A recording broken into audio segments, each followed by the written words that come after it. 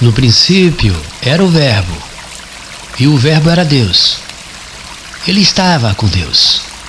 Todas as coisas foram feitas por meio dele, e sem ele, nada do que foi feito se fez. No princípio da vida, o universo era vazio, terra em densas trevas. As trevas imperavam no universo, porém o Espírito de Deus pairava sobre as águas, e a vida gerava nele a luz que iluminava o universo que imperava as trevas. A luz que ilumina todos os homens estava vindo ao mundo.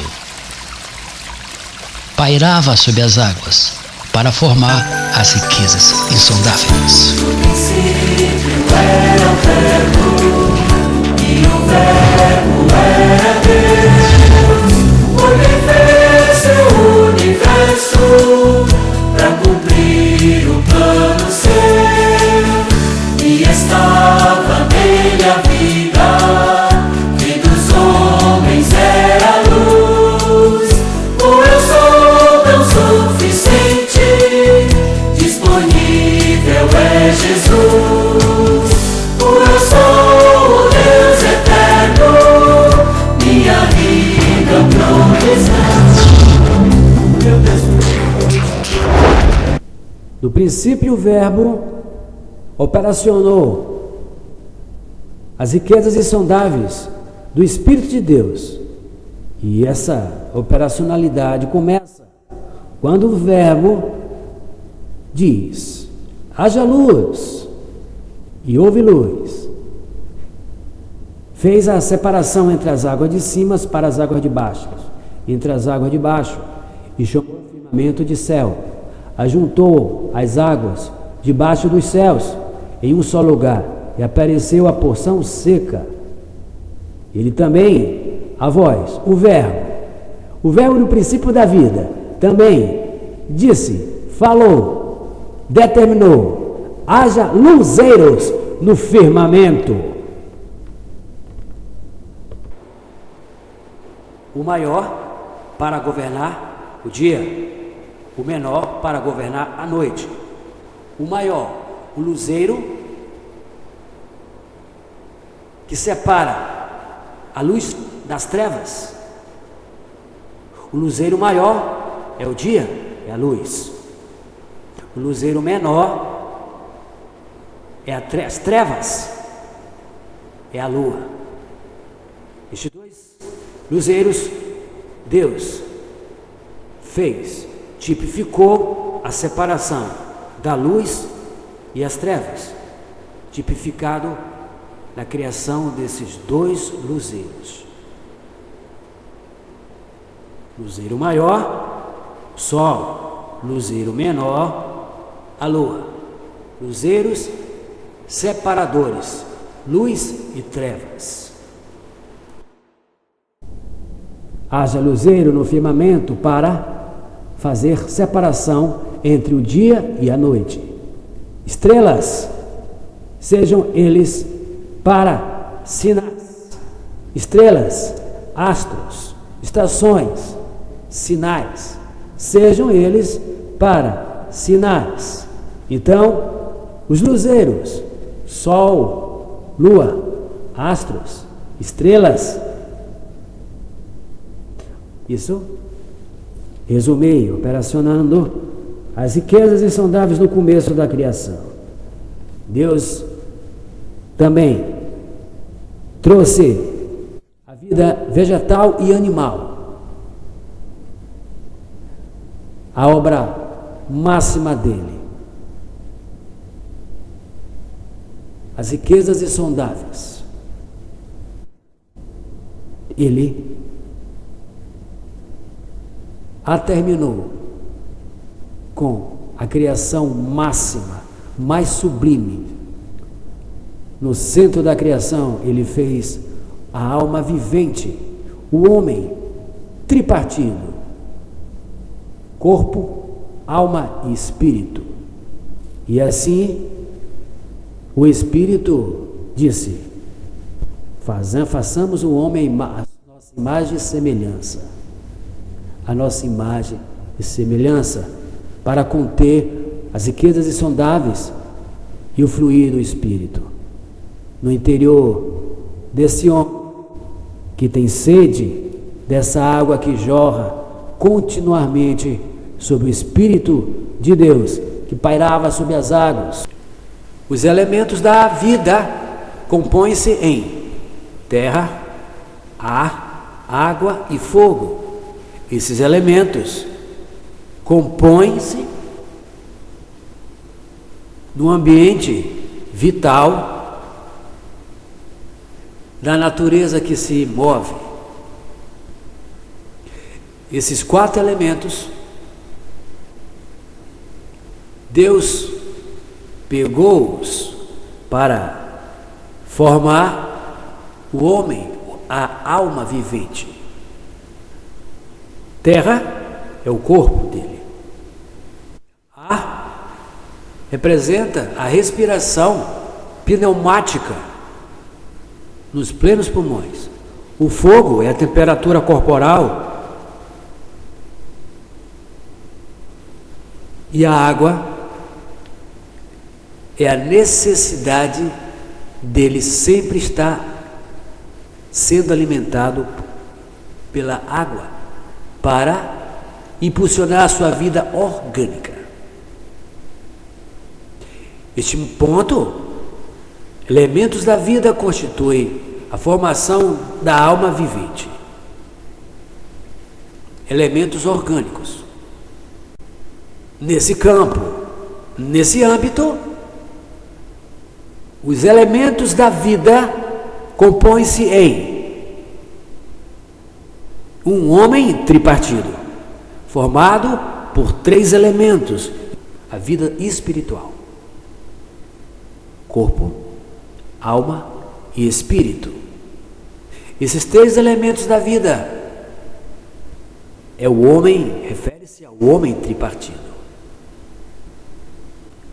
Além desses elementos já citados, para os seus direcionamentos vitais, impulsionando a vida orgânica. Podemos também juntar 2 elementos em particular, que facilmente poderemos associá-los da vitalidade da vida. Qual seriam esses 2 elementos? O âmbito espiritual, o âmbito orgânico. Esses 2 elementos nós podemos associá-los às suas atuações, linká-los. Qual seriam esses 2 elementos? Esses 2 elementos estão presentes, em particular, de forma mais específica, na vitalidade da vida humana.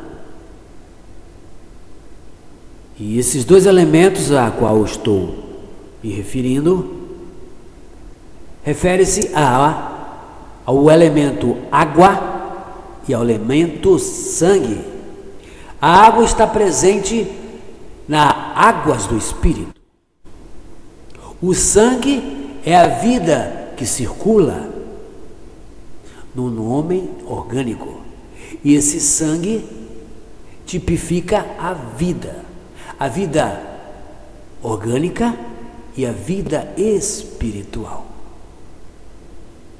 Porque o sangue que jorra, o sangue que circula, tipifica a vida em movimento, a vida que é retroalimentada por esses 2 campos. O elemento água, ele também tem papel fundamental no reino vegetal, pois ele nutre o solo, nutre o reino vegetal, as plantas, fazendo brotar a vida no solo, na terra. A água é mais um elemento da vida, e no reino vegetal possui uma grande importância para brotar a vida. Assim, o princípio, o verbo, formou as riquezas insondáveis, propulsora da vida orgânica e da vida inorgânica. O Espírito formulou, edificou as riquezas insondáveis, pois essas riquezas insondáveis constituem o princípio da vida. Essas riquezas insondáveis, elas são de grande valia, de grande importância. Por que dizemos isso? Porque nós somos titulares dessas riquezas, sentimos o fluir dessas águas, nós somos de fato navegantes, sim, navegantes dessas águas no mar azul do Santo Espírito. Essas águas são essencialmente o Espírito de Deus fluindo no nosso espírito. Nós sabemos o quão valiosos representam essas riquezas, o quão valiosas são essas riquezas, pois nós experimentamos o sabor que ela nos traz no nosso interior. Como elas são insondáveis, ninguém consegue examiná-las, ninguém consegue tocá-las, ninguém consegue senti-las, salvo aquele que a possui, a que tem, a que sente, a que navega nessas águas do Espírito. Só que para alcançar a autoria, essa titularidade, é preciso ter a concessão, é preciso ter a patente do Espírito. E para termos essa patente, esse direito para nos assistir a navegar nessas fontes de águas, o Espírito de Deus precisa ter a liberdade para poder navegar em nosso espírito e jorrar a fonte que vem do Espírito. Ele, por ser titular, ele pede a concessão a ele, para ele ter a liberdade que ele precisa. E para ele ter essa liberdade, devido à queda do homem pelo pecado, ele precisa reconhecer a obra redentora no madeiro do verbo que estava no princípio com Deus. O princípio da vida, lá ele estava, junto com o verbo que trouxe a palavra e a criação de tudo o que foi feito. E sem ele, nada se fez, porque ele é a palavra, ele é o princípio da vida e ele é o verbo. Para ter o direito, é preciso reconhecer a obra redentora e ser convidado a ter uma nova vida através do batismo nas águas desse Espírito, para termos a concessão, porque o homem velho, o homem caído, a natureza de queda precisa ser trabalhada, e que só quem trabalha isso é o Espírito, e ele só irá trabalhar se ele tiver a liberdade para trabalhar e salvar por fora e por dentro. Porque para ser navegante nessas águas azuis do Santo Espírito, o Espírito precisa ter a liberdade, porque aonde ele estiver, aí há a liberdade.